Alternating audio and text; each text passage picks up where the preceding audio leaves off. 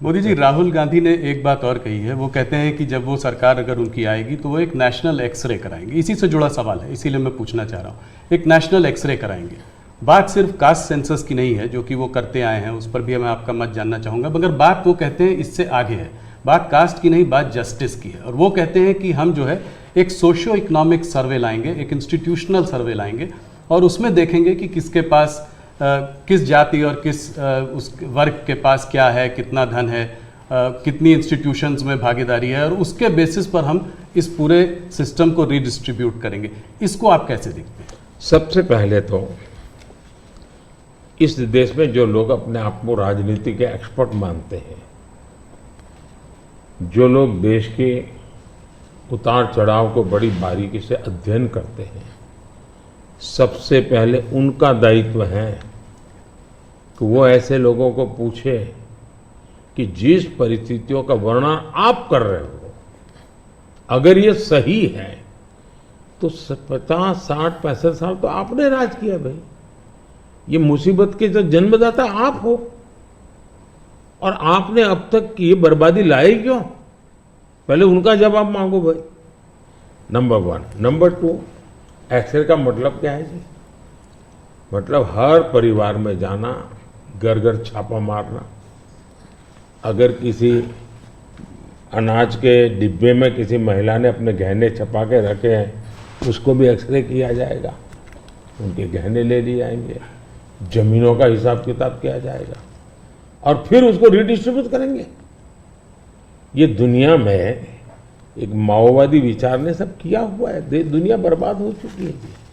ये पूरी तरह अर्बन नक्सल उस सोच का सीधा सीधा प्रगटीकरण है। और इसलिए मैनिफेस्टो आने के 10 दिन तक बाद भी ये जो जमात आए दिन लिखापट्टी करती है ना, वो चुप रही, उनके प्रोटेक्शन में चुप रही है।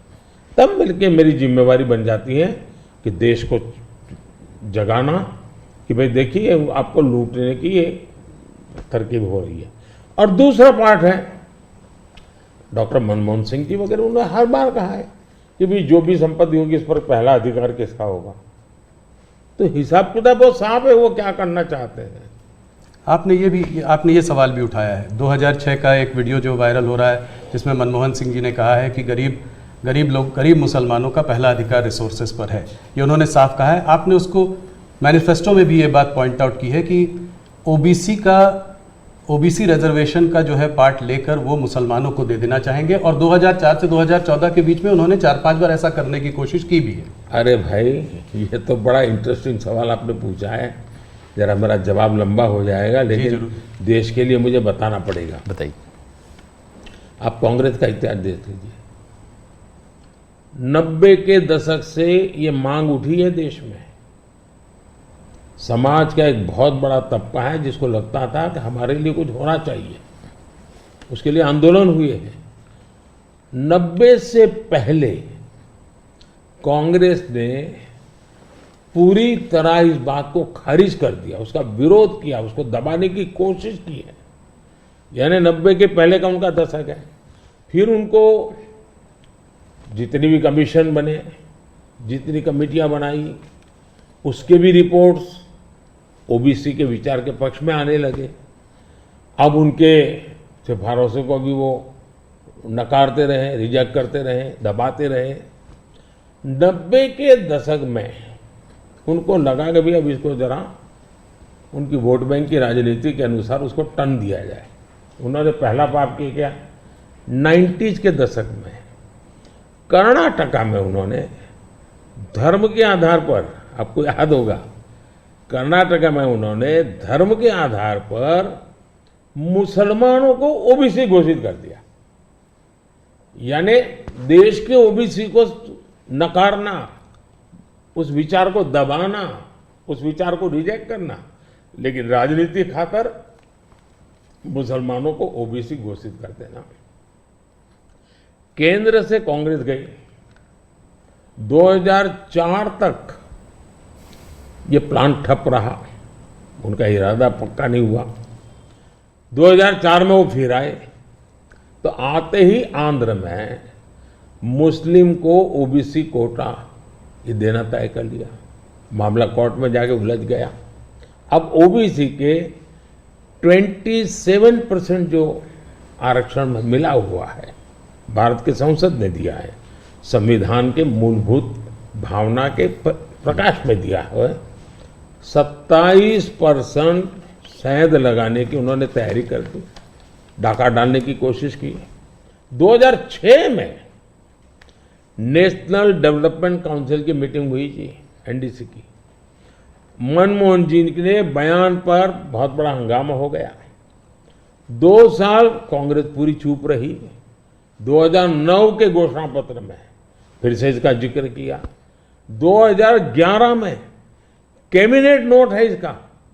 2011 के कैबिनेट नोट में ओबीसी के 27% हिस्सा डाका डाल करके उसमें से मुसलमानों को दे देना उन्होंने तय किया जी। 2012 यूपी चुनाव में भी उन्होंने इसकी एक असफल कोशिश की, फायदा नहीं हुआ। 2012 आंध्र हाईकोर्ट ने इसको रिजेक्ट कर दिया, रद्द कर दिया, कानूनी जजमेंट आ गया। एससी में गए, सुप्रीम कोर्ट में गए, वहां भी उनको कोई रिलीफ नहीं मिला। 2014 के घोषणा पत्र में भी धर्म के आधार पर आरक्षण की बात कही है, जबकि हिंदुस्तान का संविधान जब बना तब तो कोई आरएसएस वाले, बीजेपी वाले संविधान सभा में नहीं थे। बाबा साहब आम्बेडकर जैसे लोग बैठे थे, पंडित नेहरू जैसे बैठे थे, सरदार वल्लभ भाई बैठे थे, देश के कई महापुरुष बैठे थे। उन सब ने लंबे चिंतन के बाद तय किया था कि भारत जैसे देश में धर्म के आधार पर आरक्षण नहीं दिया जा सकता। 2024 के चुनाव में आप देख रहे हैं उनका मैनिफेस्टो, और मैंने कहा इस पर पूरी तरह मुस्लिम लीग की छाप है, यानी मुस्लिम लीगी नीतियां उन्होंने अपनाना शुरू किया। अब ये जो उन्होंने स्थितियां बनाई हैं, मुझे बताइए कि देश के लोगों को ये जिस प्रकार से संविधान की धज्जियां उड़ा रहे हैं, जिस प्रकार से लोग बाबा साहब आम्बेडकर को अपमानित करते हैं,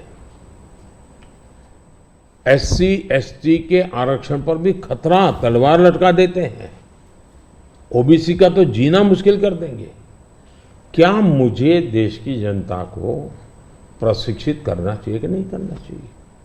मैं सभी जो भी विद्वान लोग हैं, जो कलम के धनी हैं, जो निष्पक्ष हैं, उनका ये दायित्व बनता है कि ऐसे समय देश को वो एजुकेट करें, सही चीजें बताएं।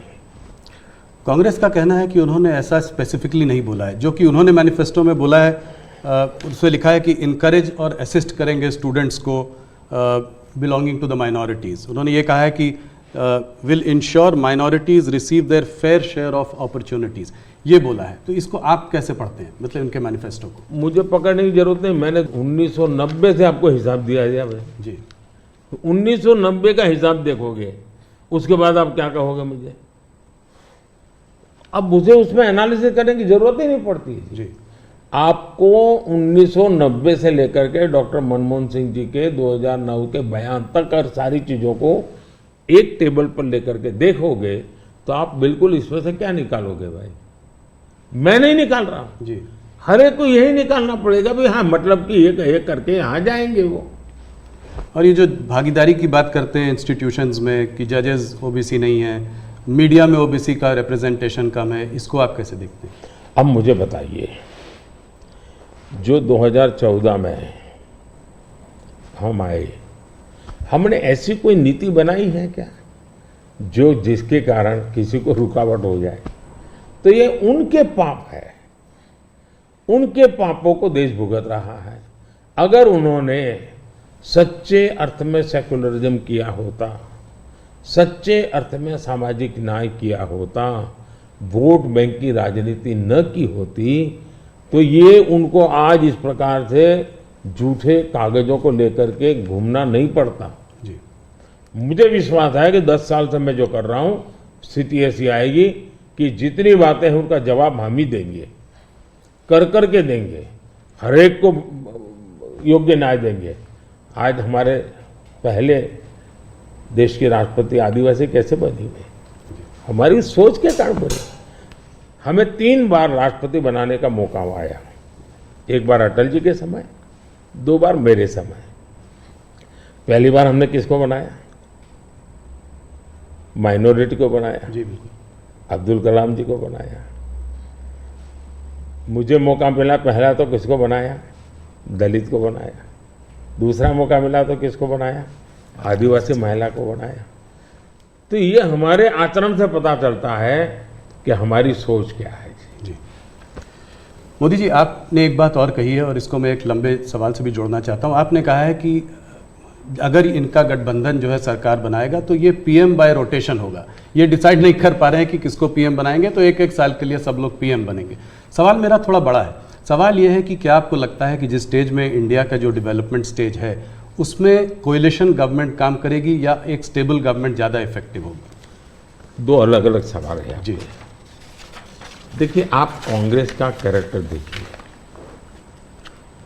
उनके यहाँ राजस्थान में पार्टी के अंदर आंतरिक संघर्ष था, तो उन्होंने फॉर्मूला बनाई 2.5 साल मुख्यमंत्री की। 2.5 साल एक मुख्यमंत्री रहेंगे, 2.5 साल दूसरे ये राजस्थान में फॉर्मूला बनाई थी, नॉन फॉर्मूला है। छत्तीसगढ़ में ऐसा उनकी पार्टी के भीतर झगड़ा हुआ तो वहाँ भी उन्होंने फॉर्मूला बनाई कि 2.5 साल एक, 2.5 साल दूसरा, और उन्होंने मामला संभाल करके गाड़ी चलाई। और ये भी सच्चाई है कि 2.5 साल के बाद वो मुकर गए। जी, यानी खुद की पार्टी के साथ धोखा किया, खुद की पार्टी के अंदरूनी धोखा करने की उनकी प्रवृत्ति, वो तो एक। इसका मतलब ऐसी फॉर्मूला कांग्रेस के दिमाग में होना ये प्रूवन है उसमें। और मैंने अभी कहीं मीडिया में पढ़ा कि उनकी कोई छोटी सी मीटिंग हुई थी, मीडिया में पढ़ा मैंने, और उसमें ये कहा कि भाई अब आज के स्थिति जब मोदी बार बार पूछ रहा है कि भाई इतना बड़ा देश किसको सुपुर्द करे, आपका नाम तो होना चाहिए ना। इतना बड़ा आप किसी का भी नाम दीजिए, जी, कोई तो नाम देना पड़ेगा ना। अरे क्रिकेट की टीम होती है वो भी कैप्टन बताती है, कबड्डी की टीम होती है वो भी कैप्टन बताती है। भाई आप बता नहीं रहे हो कि इतना बड़ा देश दे किसको। और तब जाकर फिर उन्होंने कोई ऐसे फॉर्मूला बनाई है कि भाई 1 ईयर 1 पीएम फॉर्मूला। अब एक पीएम 1 साल रहेगा तो आएगा, पूरी नई सरकार बनाएगा, कैबिनेट बनाएगा, तो फिर शपथ समारोह चलते रहेंगे 5 साल, और क्या होगा जी। और देश संकट समारोह में उलझता रहेगा, वो शपथ समारोह में उलझते रहेंगे। अब कोई देश ऐसे चल सकता है? इतना बड़ा देश जी, देश ने 30 साल तक अस्थिरता देखी है, मिलीजुली सरकारों का दौर देखा है। आज दुनिया में भारत के प्रति विश्वास बढ़ा है। उसका कारण भारत के 140 करोड़ लोगों ने एक स्थिर, मजबूत, स्पष्ट बहुमत वाली सरकार बनाई। तो कोई भी भरोसा करेगा भाई हाँ जी, जी, इस सरकार के पास मैंडेट है। मिलीजुली सरकार पर कोई भरोसा ही नहीं करता है। और इतना बड़ा देश ऐसे थोड़ा चल सकता है। लेकिन आज देश की राजनीति ऐसी है कि कोई एक पार्टी कितने ही बहुमत से क्यों न जीते, उसने रीजनल एस्पिरेशंस को ऑनर करना ही होगा। और इसलिए हमें पूर्ण बहुमत मिला, फिर भी हम सरकार एनडीए की बनाते हैं, एनडीए के साथियों को लेकर के बनाते, क्योंकि एक पार्टी को पूर्ण बहुमत मिलने के बाद भी देश के राजनीतिक उज्जवल भविष्य के लिए, देश के लोगों के एस्पिरेशंस के लिए, रीजनल एस्पिरेशंस को उतना ही रिस्पेक्ट देना चाहिए, उतना ही हिस्सा देना चाहिए। और ये कैरेक्टर एनडीए ने डेवलप किया है, भारतीय जनता पार्टी ने करके दिखाया है। आपने रीजनल एस्पिरेशंस की बात की तो उसकी बात हम लोग करेंगे। एक सवाल और जिससे पहले कि उस पर आते हैं, ऑपोजिशन की सारी पार्टीज, राहुल गांधी, कांग्रेस, सब ये कहते हैं कि मोदी जी ये जो है मैच फिक्सिंग कर रहे हैं इस चुनाव पर। उन्होंने कहा है कि ईडी, सीबीआई और ईवीएम के बिना आप चुनाव नहीं जीत सकते। क्या कहेंगे आप? ईवीएम का जवाब तो देश की सुप्रीम कोर्ट ने दे दिया है। और 2014 में इनके पास ईडी थी, इनके पास सीबीआई थी, तो हार क्यों गए भाई? मेरे होम मिनिस्टर तक को जेल में डाल दिया था। तो हार क्यों तो गए वो? अगर ईडी सीबीआई से चुनाव जीते जाते तो ईडी सीबीआई का काम तो इतने सालों तक कांग्रेस ने किया है, वो जीत जाते हैं जी। और इतना बड़ा देश एक म्यूनसिपैलिटी का चुनाव फिक्स नहीं कर सकते हो भाई, जरा करके देखो। ये संभव होता है क्या फिक्सिंग? क्या क्या दुनिया को मूर्ख बना। लेकिन दुख इस बात का है कि ऐसी बातें करने वालों को आप मीडिया के लोग उनको पूछने के बजाय हमको पूछते हो। मोदी जी थोड़ा सा लेकिन इसमें एक बात चौकस है जी, मैं मानता हूं पिछले कई दिनों से इंडिया अलायंस के लोग इतने निराश हो चुके हैं कि अभी उनको बहाने ढूंढना बहुत जरूरी बन गया है। क्योंकि पराजय के बाद भी लोगों के सामने जाने के लिए उनको इसलिए मैं समझता हूं शायद वो अभी से ये सारे तर्क ढूंढ रहे हैं